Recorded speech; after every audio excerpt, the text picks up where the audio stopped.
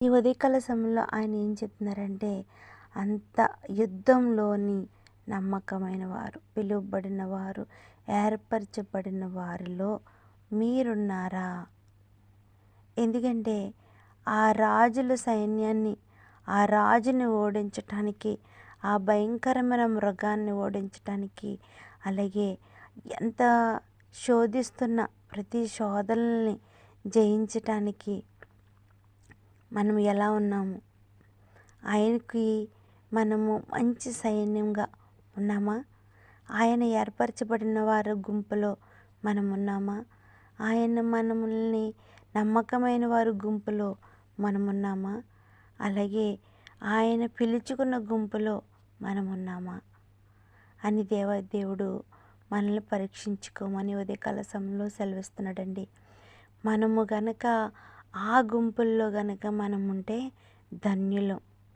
కానీ ఏర్పరచబడిన వారిలో గుంపులో లేకపోయినా, పిలువబడిన వారి గుంపులో మనం లేకపోయినా, అలాగే నమ్మకమైన వారి గుంపులో మనం లేకపోయినా నిష్ప్రయోజనమండి. మనము దేనికి పనికిరాము. అందుకే ఈ ఉదయకాల సమయంలో వింటున్న ఈ మాటలు ప్రతి అక్క చెల్లి అన్నదమ్ములు, ప్రతి బిడ్డ కూడా ఏర్పరచబడిన గుంపులో మేముండాలయ్యా, నీ సైన్యములో నీతో పాటు మేము కూడా ఉండే యోగ్యతను దయచేయి. మమ్మల్ని ఏర్పరచుకో. మా పాత రోత జీవితాలను క్షమించి ఏర్పరచబడిన గుంపులో మమ్మల్ని కూడా చేర్చుకోండి.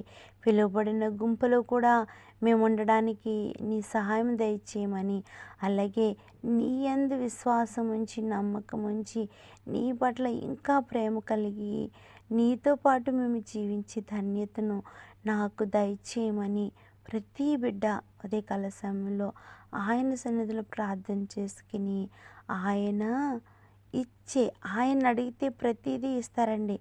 ఈ లోకానుసారమైనవి కూడా ఇస్తారు, అలాగే పరలోక సంబంధమైనవి, అలాగే ఆత్మానుసారమైనవి కూడా ఆయన మనకి అనుగ్రహిస్తూ ఉంటారు.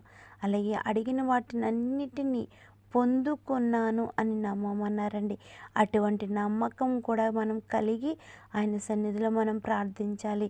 అడగడమే కాదు కానీ ప్రతి అడిగిన దాన్ని కూడా అవును నన్ను దేవుడు పాపాలు క్షమించడు అని మనం నమ్మాలి.